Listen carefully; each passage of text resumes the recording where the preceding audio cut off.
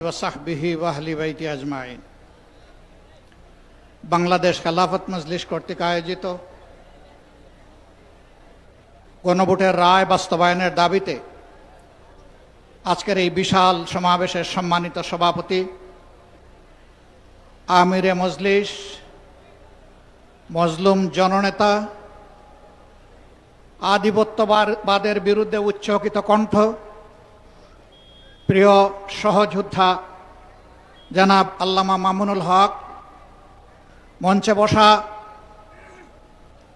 জাতীয় নাগরিক পার্টির সম্মানিত আহ্বায়ক, সংসদে বিরোধী দলীয় চিফ হুইপ জনাব নাহিদ ইসলাম, রণাঙ্গনের ৭১-এর রণাঙ্গনের অন্যতম সেনাপতি, বীর মুক্তিযোদ্ধা জনাব ডক্টর কর্নেল অলি আহমদ বীর বিক্রম সহ জাতীয় নেতৃবৃন্দ, বাংলাদেশ খেলাফত মজলিসের সম্মানিত নেতৃবৃন্দ, প্রিয় দেশবাসী, সাংবাদিক বন্ধুগণ, আজকে যে মঞ্চে আমরা এখানে দাঁড়িয়েছি,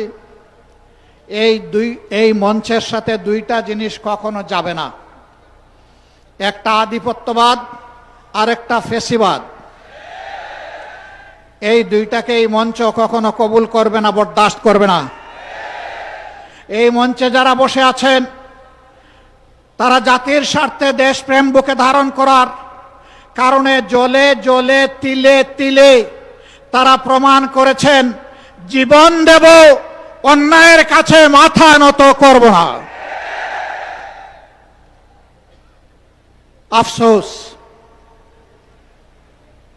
২০০৬ সালের ২৮ অক্টোবর যে খুনের রাজনীতি দিয়ে হাত রাঙিয়ে মানুষের রক্ত দিয়ে হাসিনার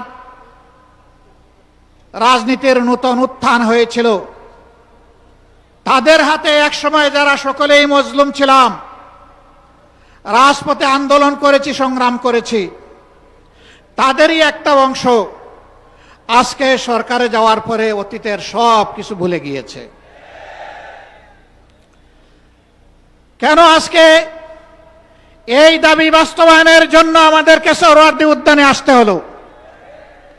তারা জাতির সাথে বিশ্বাসঘাতকতা করেছেন, এই কারণেই আসতে হলো। তারা স্বীকার করতে বাধ্য হয়েছেন জুলাই সনদ বাস্তবায়নের কার্যকরী আইনি পদ্ধতি হিসাবে গণভোটের কোনো বিকল্প নেই। এই জন্য সেই গণভোটের প্রস্তাব তাদেরই একজন করেছিলেন। তাদের নেতা নির্বাচনী প্রচার অভিযানে শহীদ আবু সাঈদের স্মৃতিবিজড়িত রংপুরে গিয়ে বলেছিলেন, প্রিয় দেশবাসী, ভোট দিবেন দুটা, একটা দিবেন আমাদের মার্কায়, আরেকটা দিবেন গণভোটে। আপনারা সকলে গণভোটে হা বলবেন। এখন তারা বলছেন গণভোট অবৈধ। পার্লামেন্টে আমরা জিজ্ঞাসা করলাম, এটা কি নির্বাচনের পরে অবৈধ হলো না আগেই অবৈধ ছিল?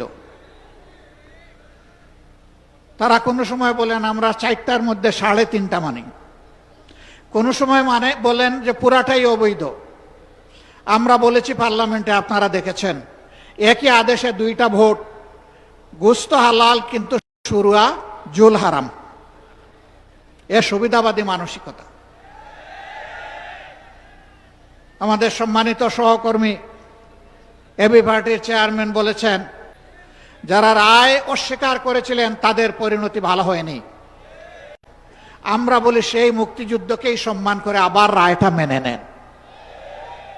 এই রায় মেনে নিলে আমরা এই স্টেজে দাঁড়িয়ে এই দাবিতে আর বক্তব্য দেব না। কিন্তু এই রায় যদি না মানেন, মহান আল্লাহকে সাক্ষী রেখে বলছি, এই রায় বাস্তবায়ন না হওয়া পর্যন্ত আমাদের আন্দোলনে আমরা কোনো ধরনের বিশ্রাম নেব না। আন্দোলন চলবে সংসদে, আন্দোলন চলবে রাজপথে। নাহিদ ইসলাম বলেছেন, একসময় রাজপথ আর সংসদ প্রয়োজনে একাকার হয়ে যাবে। রাজপথ আর সংসদ একাকার যেদিন হয়ে যাবে, সেদিন বালুর পাত দিয়ে নদীর জোয়ার, সমুদ্রের জোয়ার থামাতে পারবেন না। ফ্যাসিবাদীরা বিভিন্ন নেরেটিভ তৈরি করে, বয়ান তৈরি করে জাতিকে বিভক্ত করেছিল। আর আপনারা নির্বাচনের আগে বলেছিলেন আমরা নির্বাচিত হলে, সরকার গঠন করলে সবাইকে নিয়ে আমরা সরকার গঠন করে দেশ চালাবো। এখন আপনারা কি করছেন? এক দলকে পাঠিয়ে দিচ্ছেন পাকিস্তানে, আরেক দলকে পাঠিয়ে দিচ্ছেন পেশোয়ারে, আরেক দলকে পাঠিয়ে দিচ্ছেন আরো কোনো দেশে, আর নিজেরাই দেশের জমিদারি দখল নিতে চাচ্ছেন। মনে রাখবেন, জুলাইয়ের দুইটা স্লোগান ছিল বড় শক্তিশালী। একটা ছিল উই ওয়ান্ট জাস্টিস, আরেকটা ছিল দেশটা কারো বাপের নয়, এদেশ বাংলাদেশের জনগণের। আধিপত্যবাদের দূষরদেরকে তাড়া দেখিয়ে শত শত আলিম উলামা বুকের তাজা রক্ত এবং জীবন দিয়ে এই দেশবাসীকে জীবন এনে দিয়েছেন। আমরা সেই আলিম উলামার সাথে বিশ্বাসঘাতকতা করব না। আমাদের যে যুব সমাজ, যে শ্রমিক সমাজ, যে কৃষক সমাজ, আপামর জনগণ, এমনকি 4 বছরের শিশু জীবন দিয়ে আমাদেরকে ঋণী করে গিয়েছে, আমরা তাদেরকে কথা দিচ্ছি আমরা তোমাদের সাথে বেঈমানি করব না। তোমাদের স্বপ্ন বাস্তবায়নে আমরা অবিচল সামনে এগিয়ে যাব ইনশাআল্লাহ। আমরা গভীরভাবে আস্থাশীল, ইনশাআল্লাহ আমাদের নয় জনগণের বিজয় হবে ইনশাআল্লাহ। যেই 70% জনগণ ফ্যাসিবাদের বিরুদ্ধে দৃঢ় অবস্থান নিয়েছে গণভোটে হ্যাঁ বলে, সেই জনগণের বিজয় হবে। নতুন করে কেউ ফ্যাসিবাদ কায়েম করতে গেলে তাদেরকে অনুরোধ করব, নিকট অতীতের যাদেরকে এখন বুকে টেনে নিয়ে আপনারা এই নির্বাচনের বৈতরণী পার হয়েছেন, যাদের হাতে পায়ে ধরে ইঞ্জিনিয়ারিং করে ক্ষমতায় এসেছেন, তাদের পরিণতি থেকে শিক্ষা গ্রহণ করুন। সম্মানিত ভাই ও বন্ধুগণ, তারা সংসদে দাঁড়াইলেই বলেন একটা সুষ্ঠু নির্বাচনের মধ্য দিয়ে গঠিত সরকার।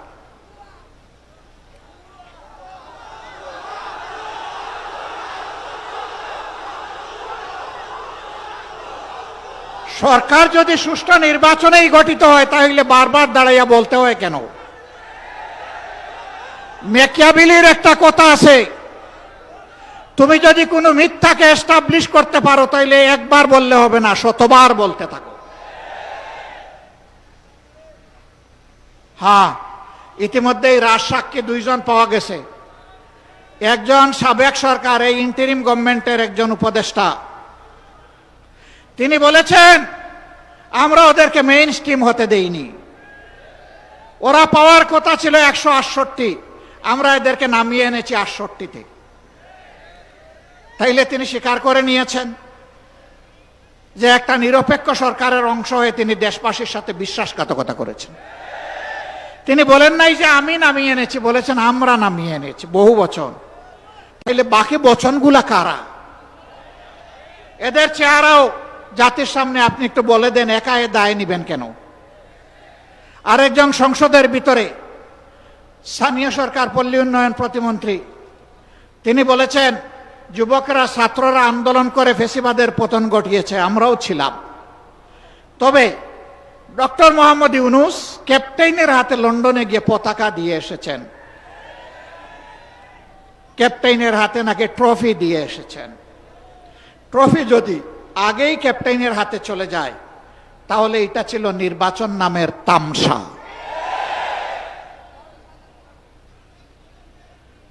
তারা স্বীকার করে নিচ্ছেন মৌলানা মামুনুল হক সংসদে গেলে কি হতো?